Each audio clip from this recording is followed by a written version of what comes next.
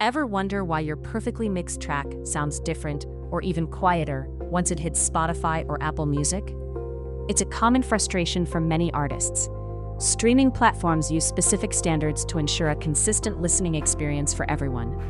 Mastering for streaming isn't about making your track the absolute loudest, but rather optimizing it to sound its best across all devices and services.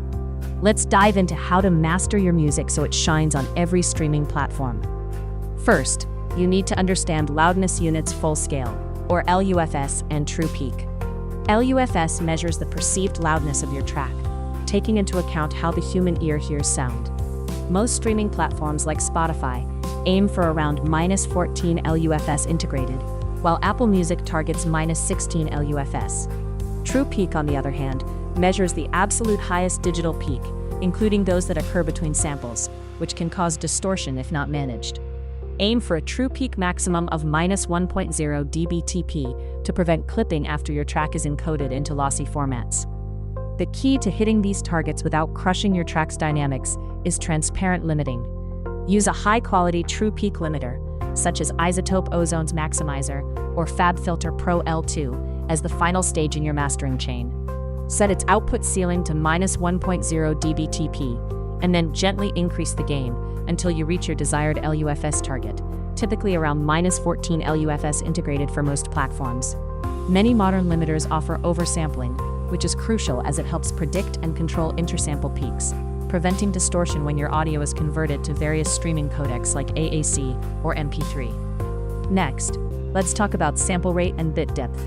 While many DAWs record at 24-bit or 32-bit, most streaming services ultimately deliver audio at 16-bit. When you reduce your bit depth from 24 or 32-bit to 16-bit for your final export, you introduce quantization distortion.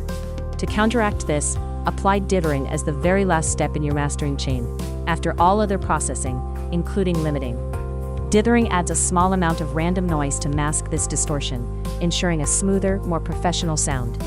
For sample rates, 44.1 kHz or 48 kHz are industry standards and perfectly sufficient for streaming.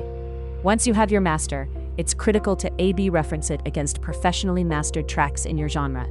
Use level-matched comparisons to ensure you're judging the quality, not just the loudness. Additionally, perform cross-platform testing. Listen to your master on various devices and streaming services, your phone, car stereo, headphones, and different platforms like Spotify, Apple Music, and YouTube. This helps you catch any unexpected issues or how different platforms might interpret your master, ensuring it translates well everywhere. Here's a crucial tip. Instead of obsessing over hitting an exact LUFS target, prioritize preserving your track's dynamic range. While platforms normalize loudness, they can't restore lost dynamics. A master with good dynamics at -14 LUFS will often sound more impactful and powerful after normalization than an overcompressed track pushed to, say, -8 LUFS, which will simply be turned down and sound flat. Focus on making your music sound great, dynamic, and clear first, then gently bring it to the recommended loudness levels. Mastering for streaming is an art and a science, but by following these steps, you can ensure your music sounds professional and impactful across all platforms. Start learning today at Sikho.ai.